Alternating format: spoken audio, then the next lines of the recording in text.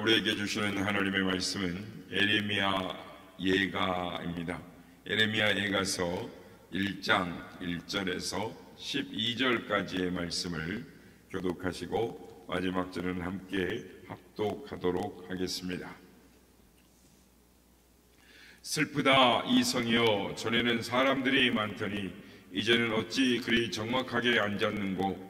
전에는 열국 중에 크던 자가 이제는 과부같이 되었고, 전에는 열방 중에 공주였던 자가 이제는 강제 노동을 하는 자가 되었도다. 밤에는 슬피 우리 눈물이 뺨에 흐르며 사랑하던 자들 중에 그에게 위로하는 자가 없고, 친구들도 다 배반하여 원수들이 되었도다.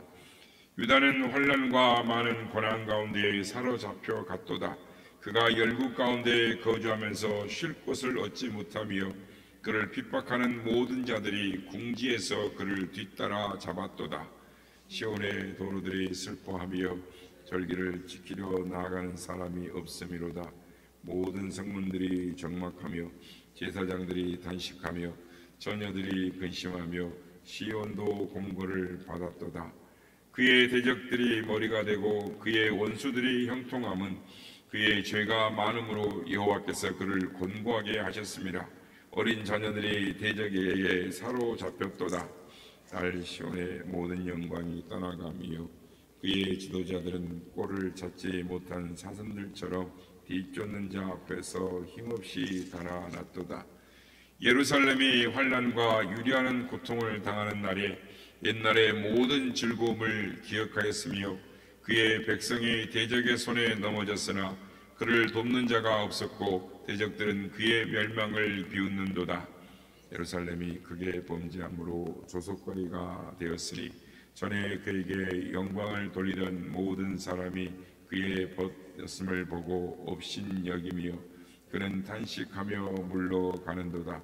그의 더러운 것이 그의 옷깃에 묻어 있으나 그의 나중을 생각하지 아니하며 그러므로 놀랍도록 낮아져도 그를 위로할 자가 없도다. 여호와여, 원수가 스스로 큰 채 하오니 나의 환난을 감찰하소서. 그의 모든 보물들을 빼앗았나이다. 주께서 이미 이방인들을 막아 주의 성에 들어오지 못하도록 명령하신 그 성소에 그들이 들어간 것을 예루살렘이 보았나이다.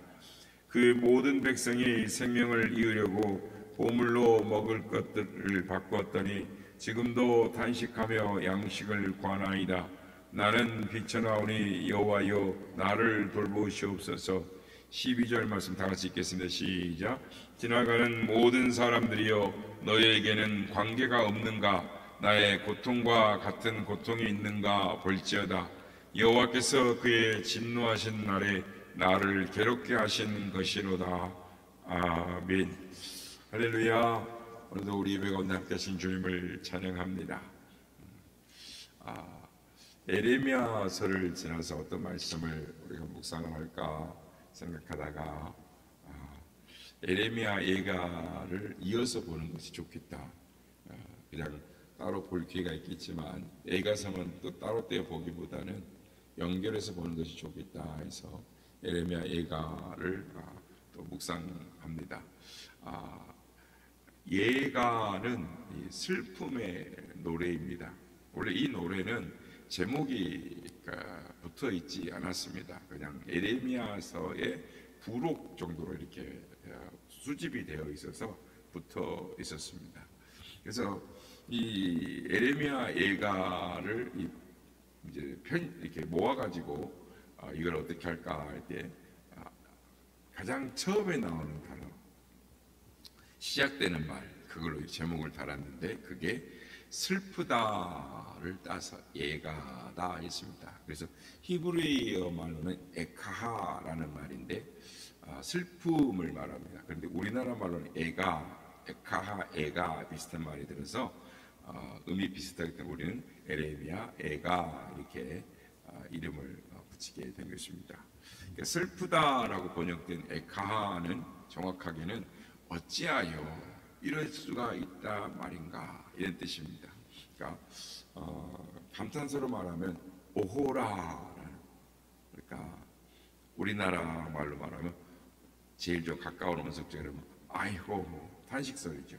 아이고 하는 이 아주 심한 슬픔을 나타낼 때 이 하는 그 탄식, 기가 막혀서 어쩔 줄 몰라 하는 그 에카하 이런 뜻으로 이렇게 시작되는 말인 것입니다.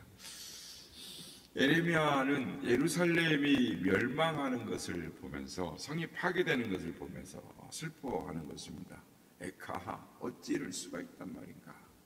그런데 이제 성경을 보다 보면 성경학자들 중에는 이것을 그렇게 보지 않고 에레미야가 요시야 왕이 죽었을 때 그것을 슬퍼하며 부른 노래다라고 이렇게 말하는 분도 있습니다. 그러나 제가 볼 때는 이것은 예루살렘이 무너지는 것을, 성읍이 파괴되고 없어지는 모습들, 우리가 아까도 말씀을 읽다 보면 정확하게 예루살렘을 슬픔을, 예루살렘이 파괴되고 멸망한 것을 아파하는, 괴로워하는, 슬퍼하는 노래인 것을 우리가 정확하게 알 수가 있습니다.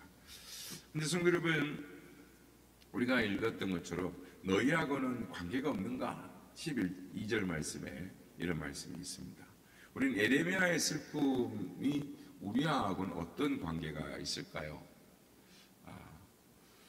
직접적으로는 우리와 상관이 없을 수 있습니다. 그러나 다른 이의 슬픔을, 아픔을 공감하면서 아파할 수 있는 마음이 되었을 때 그 사건을 통하여 우리에게 말씀하시는 하나님의 음성을 들을 수가 있는 것입니다. 여러분, 에레미야 예가를 묵상하면서 에레미야의 슬픔이 우리의 슬픔이 되기를 원합니다. 왜냐하면 우리도 슬퍼해야 할 일들이 많기 때문입니다. 그러면 우리는 무엇을 슬퍼해야 할까요? 첫째, 자신의 죄를 슬퍼해야 하는 것입니다. 우리는 하루도 몇 번 거울 앞에서 우리의 얼굴을 보고, 또 우리 옷 매무새를 보고, 또 화장도 보고, 또 넥타이도 고쳐 매는 것입니다. 그런데 영혼의 거울 앞에는 서려고 하지 않습니다. 이 영혼의 거울을 그대로 놔둬서 뿌여지고 흐려지고 잘 보이지 않는 것입니다. 그러므로 때로는 우리는 영혼의 거울 앞에 서야 하는 것입니다. 여러분, 우리의 영혼의 거울 앞에 비춰지는 우리의 모습이 어떤 모습입니까? 죄인으로서의 내 모습인 것입니다. 그렇지 않으면 그 거울이 문제가 있는 것입니다. 우리는 우리의 모습을 보면 슬퍼하지 않을 수가 없습니다. 내가 왜 이렇게 죄에 대해 약한 존재인가? 나는 죄에 대해 늘 패배하는구나. 이 죄의 결과로 나는 멸망당할 수밖에 없는데 어찌하란 말인가? 오라, 나는 곤고한 자로다 라는 사도 바울의 고백이 우리에게 나올 수밖에 없는 것입니다. 슬퍼할 수밖에 없습니다. 다윗은 자기의 죄를 생각하면서 시편 51편에서 물은 나는 내 죄가를 나오니 내 죄가 항상 내 앞에 있어 슬퍼합니다 라고 고백을 합니다. 내가 죄악 중에 출생하였으며 어머니가 죄 중에 나를 잉태하였나이다 하면서 슬퍼하는 것이죠. 우리도 우리의 죄 문제를 생각하며 다윗처럼 슬퍼하지 않을 수가 없는 것입니다. 에카하, 슬프다. 우리는 우리 죄 문제로 슬퍼해야 되는 것입니다. 나의 죄 문제로 인하여 애가를 부를 수 있는 그런 시간을 갖는 우리가 되어야 될 줄로 믿습니다. 두 번째로, 우리의 이웃의 죄를 슬퍼해야 하는 것입니다. 내 가장 가까운 이웃이 죄 때문에 구원받지 못하고 멸망당하는 것을 생각하면 슬퍼할 수밖에 없는 것입니다. 그래서 애가를 지어 불러야 하는 것입니다. 이 슬픔이 없다면 성숙한 신앙인이라고 할 수가 없는 것입니다. 예전에 어느 가정에 갔더니 어머니가 90이 넘었는데 딸도 오고 사이도 오고, 그리고 그날 병상 세례를 받았습니다. 그때 딸이 얼마나 기뻐하며 눈물을 막 흘리던지요. 어머니가 구원받았다는 것이죠. 지옥 가지 아니하고 영원한 멸망에 이르지 아니하고 하나님의 나라의 백성이 되었다고 그렇게 기뻐하며 감사의 눈물을 흘리는 것을 보았습니다. 성경에 예수님이 우셨다라는 기록은 여러 군데 나오는데 예수님이 웃으셨다라는 기록은 우리가 읽어볼 수가 없습니다.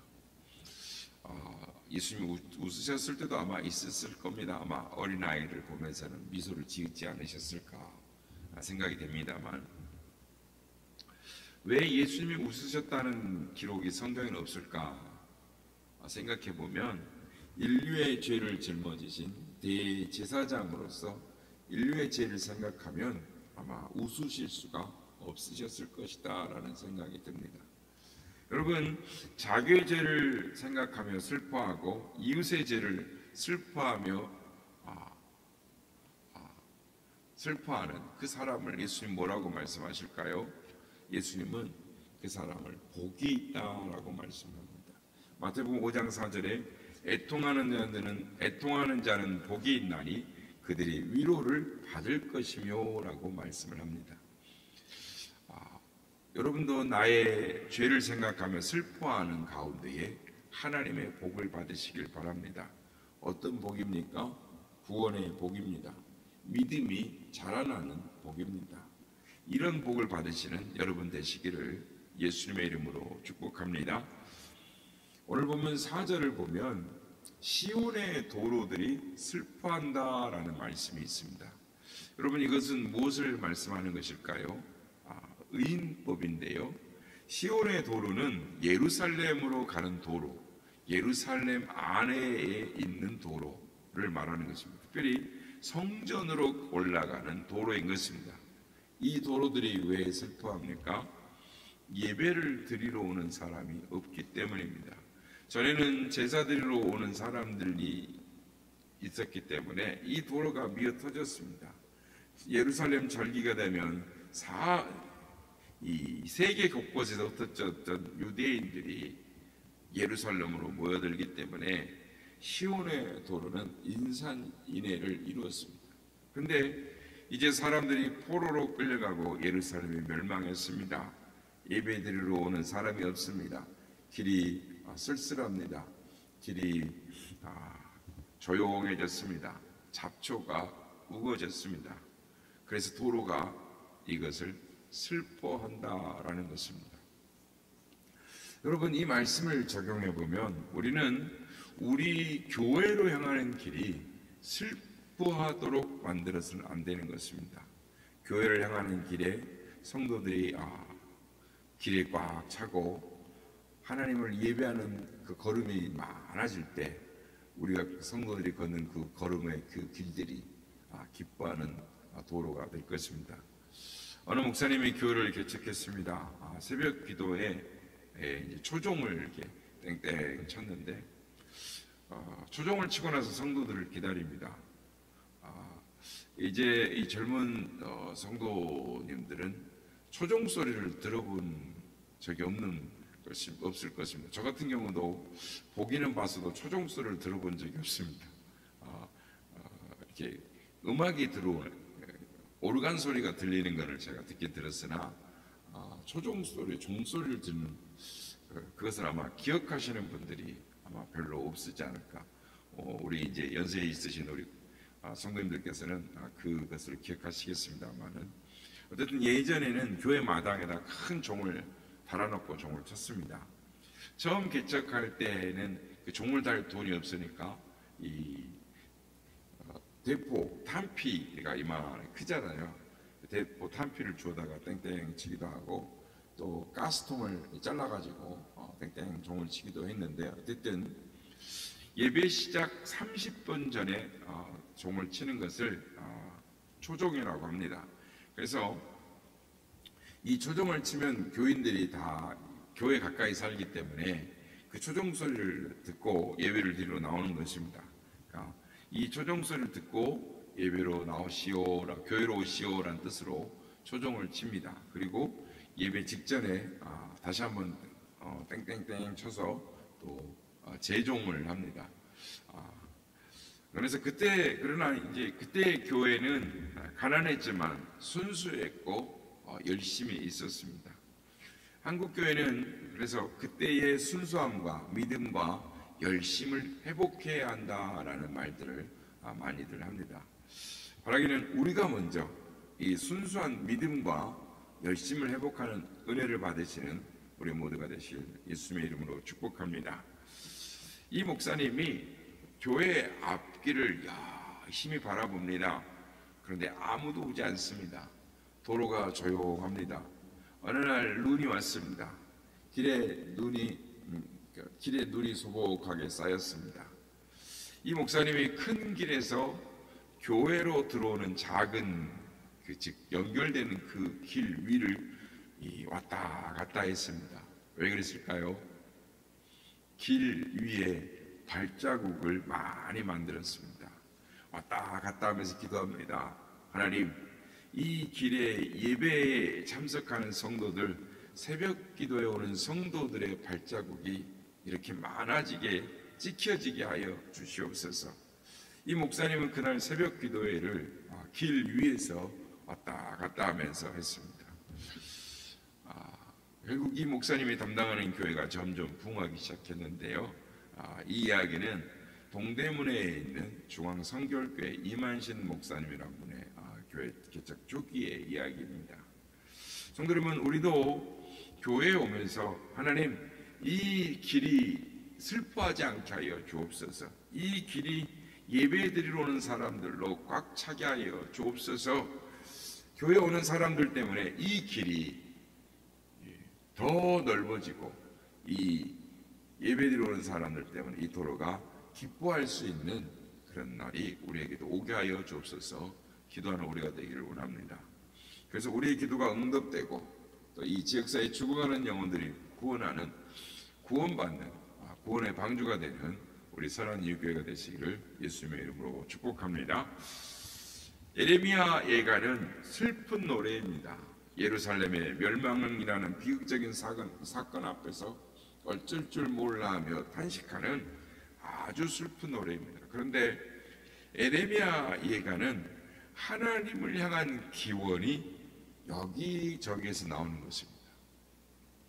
9절 하반절에도 보면 여호와여, 원수가 스스로 큰 채 하오니 나의 환난을 감찰하소서라고 하나님께 기도합니다. 11절 하반절에도 나는 비쳐나오니 여호와여, 나를 돌보시옵소서 기도합니다. 20절에도 여호와여 보시옵소서 기도하고, 21절 우리 읽진 않았지만 주께서 그 선포하신 날을 이르게 하셔서 그들이 나와 같이 되게 하소서라면서 하나님 앞에 기원을 하는 것입니다. 이렇게 하나님께 호소할 수 있기 때문에 예레미야 예가는 슬픈 노래이긴 하지만 가장 슬픈 노래다라고는 할 수 없습니다. 어떤 경우든지 하나님께 부르짖을 수만 있다면 최고의 비극이 아닌 것입니다. 왜냐하면 하나님께 부르짖을 수 있다면 하나님께 부르짖을 때 응답하시는 것입니다. 그러나 부르짖지 않게 되면 그것이 제일 큰 비극인 것입니다. 성경의 욥을 보십시오. 재물을 다 잃었습니다. 자녀들을 다 잃었습니다. 건강을 잃었습니다. 아내의 신뢰를 잃었습니다. 모든 사람들의 신망을 잃었습니다. 그런데 잃지 않은 것이 하나가 있었습니다.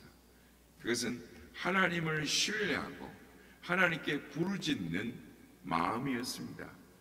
이것을 바탕으로 해서 욥은 이전보다 더 큰 축복을 받았습니다. 다니엘을 보십시오. 포로 생활을 하면서도 믿음을 잃지 않았습니다. 하나님께 기도하는 것을 쉬지 않았습니다. 예루살렘을 향해 창문을 3번 열고 세 번씩 무릎을 꿇고 하나님 앞에 감사 기도하는 것을 잊지 않았습니다. 하나님은 다니엘을 여러 가지로 축복하셨고, 지혜 있는 자는 궁창에 빛과 같이 빛날 것이요 많은 사람을 옳은 대로 돌아오게 하는 자는 하늘의 별과 같이 영원토록 빛나리라 라는 약속의 말씀을 주셨습니다. 이 약속 그대로 다니엘이라는 이름은 별과 같이 영원토록 빛이 나고 있는 것입니다.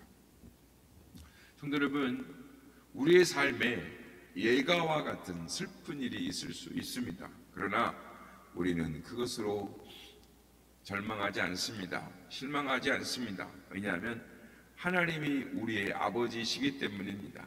하나님이 우리의 기도를 들으시기 때문입니다. 어떤 경우에든지 하나님께 부르짖으면 응답하여 주시는 것입니다. 선한 길로 인도해 주시는 것입니다. 예레미야 예가가 나오는 곳곳에 보면 이런 기도들이 있습니다. 그래서 이런 기도들을 발견할 때마다 모든 것이 망하고 폐허가 되어버린 이 예루살렘 성, 그러나 이 기도들을 통해서 모래 속에서 반짝이는 금을 발견하는 그런 느낌을 받는 것입니다. 거친 바다의 곳곳에서 캄캄한 밤속에서도 빛을 밝게 비추고 있는 등대를 발견하는 것과 같은 느낌을 받는 것입니다. 그러므로 성도 여러분, 어떤 경우에서든지 기도를 잃지 마시기를 바랍니다. 기도를 잃지 않았기 때문에 에레미야 애가는 에레미야 망가라라고 할 수 있습니다. 무슨 말입니까? 소망의 노래라라는 뜻입니다. 말하기는 어떤 경우에서도 하나님을 향한 기도를 잃지 않는 우리 모두가 되시길 바랍니다.